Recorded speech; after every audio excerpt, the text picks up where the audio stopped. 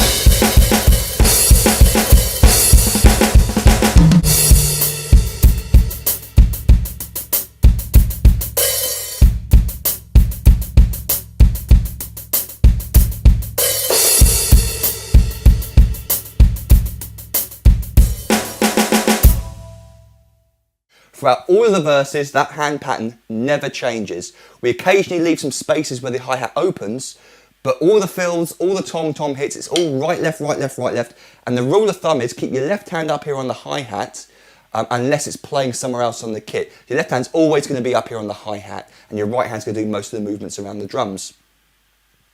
So the first bar, we're playing the bat beat on the medium tom now, not the snare drum, as you might expect. So we're just basically filling in all the gaps on 1 and 2 and 3 and 4 and with the bass drum. So in between the tom-tom hit on 2 and 4, we're filling in the gaps with the bass drum. Not all of the 16ths, just 1 and 2 and. Easy if I just play it, I think. Here we go. This is what it sounds like slowly. 1 E and 2 E and 3 E and 4 E and again. And 2 and 3 and 4 and 1. Notice the bass drum comes down with the right hand every time.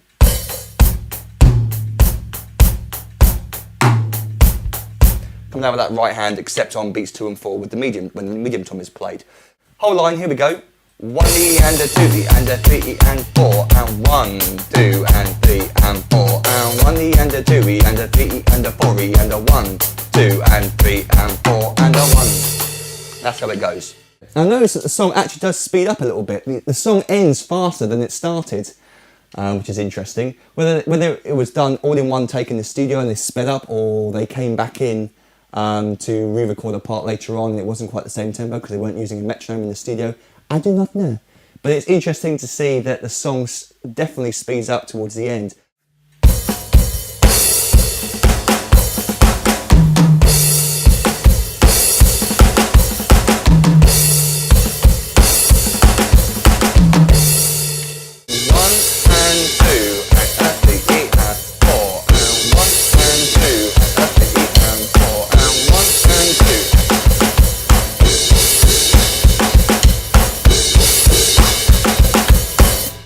And when I first started playing along to this song years ago, I couldn't do the double-handed thing very comfortably. It felt, the tempo is not quite comfortable to play a double-handed pattern, if you know what I mean. It's a little bit slow for double-handed, but it's a bit too fast for one-handed.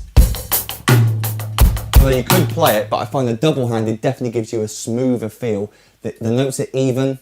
And especially for some of the fill stuff where you got that kind of thing going on, it helps you do the double hand pattern rather than a single hand. But you could play it single handed like I used to try and do. 1 and 2 and 3 and 4 and 1 and 2 and 3 and 4 E and That's the first time I've ever almost tripped up on my own drum kit, sat down. How's that even possible?